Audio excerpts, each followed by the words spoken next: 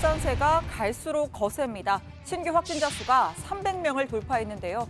신천지 사태가 절정에 달았던 3월 초 이후 5달 반 만에 처음입니다.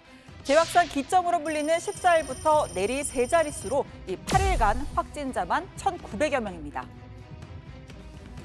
8월 20일 0시 기준 국내 발생 신규 환자는 315명입니다. 대구 집단 감염 이후 처음 300명을 넘어선 것으로 매우 엄중한 상황입니다. 사랑제일교회 교인들과 광화문 집회 참석자들이 전국 각 지역에서 환자로 확진됨에 따라 환자 발생 지역과 발생 건수도 증가하고 있는 상황입니다. 신규 확진자의 4분의 3이 수도권에서 나왔습니다. 서울 125명, 경기 102명, 인천 17명 등입니다. 그간 숫자가 크지 않았던 충남과 강원, 부산에서도 10명 내외가 나왔습니다. 보시다시피 오늘 0시 기준 통계에서는 제주도를 뺀 전국에서 확진자가 나왔다고 했는데요. 이마저도 깨졌습니다. 서울에 다녀온 딸이 제주도에 사는 엄마에게 옮겼고 엄마가 일하던 서귀포의 중문 골프장은 폐쇄됐습니다. 어제 8월 20일 오후 8시경에 제주에 입도해 있었던 27번째 확진자가 코로나19 확진 판정을 받았습니다. 가족인 B씨도 확진 판정을 받았습니다.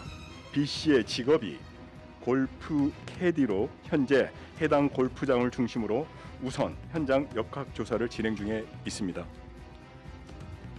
이불 밖은 위험해라는 말이 있습니다. 집 밖에 나서길 좀 귀찮아하는 집순이 집돌이들이 우스갯소리로 핑계를 대며 생긴 유행어인데요. 이제는 현실이 됐습니다. 카페, 병원, 분식집, 학원, 놀이동산까지 일상을 파고들었습니다. 특히 성북구 체대 입시학원은 고등학생 감염자만 22명이 나왔습니다. 출퇴근 이용이 불가피한 대중교통까지 비상입니다. 지하철 2호선 서울대 입구역의 역장과 청소 노동자가 확진됐습니다. 서울대 입구역 역사 전체를 방역 소독한 뒤에 영무실과 청소 노동자의 휴게실은 폐쇄했습니다. 정부기관도 예외가 아닙니다. 서울시청에 이어서 경찰청, 서울본청도 뚫렸습니다. 정보통신융합계 소속 경찰관이 확진되면서 사무실에 있는 층이 폐쇄됐습니다. 현직 판사도 첫 감염이 나왔습니다. 전주지법 소속 부장판사로 지법 사무실 폐쇄, 또 예정된 재판도 모두 연기했습니다. 방역당국은 다수가 깜깜이 감염이라는 점에 밀어 수도권에선 언제 어디서든 걸릴 수 있다고 강조했습니다. 정은경 질병관리본부장은 현재 우선순위는 2단계로 강화된 사회적 거리두기가 제대로 이행되는 것인데 지속적으로 확산세가 이어질 경우 3단계 거리두기도 검토해야 되는 상황이라고 했습니다. 이번 주말이 가장 고비라고 생각하고 그런 조치까지 가지 않도록 적극적인 협력을 당부드린다고 했습니다. 이제부터는 사랑제일교회 관련입니다. 관련 확진자는 56명이 늘어서 누적 확진자 732명입니다. 확진 판정을 받고 입원 중인 전광훈 담임 목사가 유튜브를 통해 성명서를 냈습니다. 저로 인해 많은 염려를 끼쳐드린 것에 대해 송구스럽게 생각한다라고 운을 떼더니 이내 바이러스 테러 음모론을 펼칩니다. 제가 그 제보를 받은 바가 있습니다. 바이러스 테러가 우리 교회 안에 숨어 들어온다. 그래서 나는 그때 들을 때 아무리 악한 공산주의자고 아무리 악한 주사파도 그런 짓을 할 수 있겠느냐? 저는 사실 그 말에 대해서 별 관심을 안 가졌습니다.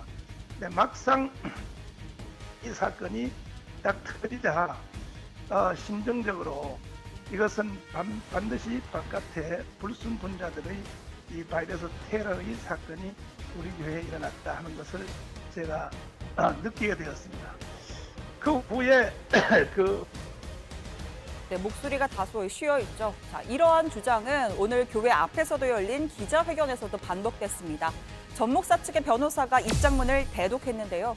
정부가 코로나를 핑계로 국민들을 체포하고 병원에 수용하고 있다면서 계엄령보다 더 무서운 방역 공안 통치라고 주장했습니다.